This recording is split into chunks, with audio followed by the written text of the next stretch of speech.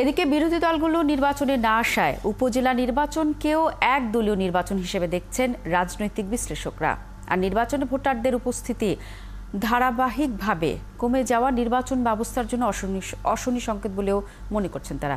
এই অবস্থা থেকে বের হবার পথ ক্ষমতাসীন দলকেই খুঁজে বের করতে হবে বলছেন তারা। আরও জানাচ্ছেন তানিয়া রহমান। ষষ্ঠ উপজেলা নির্বাচনের প্রথম ধাপের ১৩৯টি উপজেলার ভোটে যে বিষয়টি আলোচনায় ছিল তা হল অন্য নির্বাচনের চেয়ে কেন্দ্রে ভোটার উপস্থিতির স্বল্পতা। এ নিয়ে সমালোচনার মুখে পড়তে হয়েছে খোদ সরকারি দলকেও।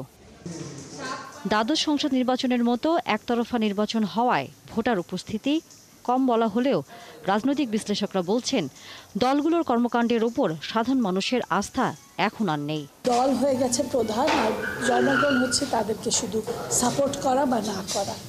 এরা যদি জনগণের কাছে না যায়, জনমুখী না হয়, গণমুখী না হয়,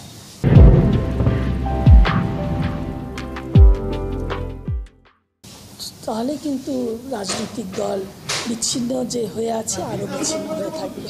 এটা ঠিক যে আমাদের দেশের রাজনীতি এখন ফ্যামিলি প্রপার্টি হয়ে গেছে। সরকারি দলের ভিতরে অলরেডি বিভাজন সৃষ্টি হয়েছে জাতীয় সংসদ নির্বাচনের সময়।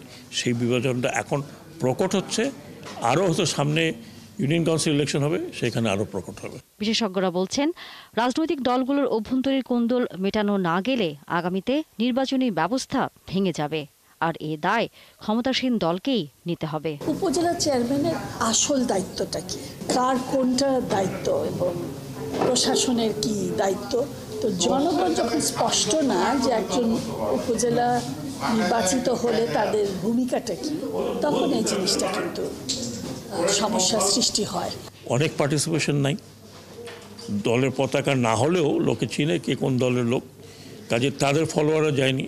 যারা গিয়েছে তারা কি যোগ্য প্রার্থী কিনা, মানুষের মধ্যে ভোটের বিষয়টি হারিয়ে গেছে, যে ভোট হলেই কি না হলেই কি, আমার তো কিছু আসে যায় না।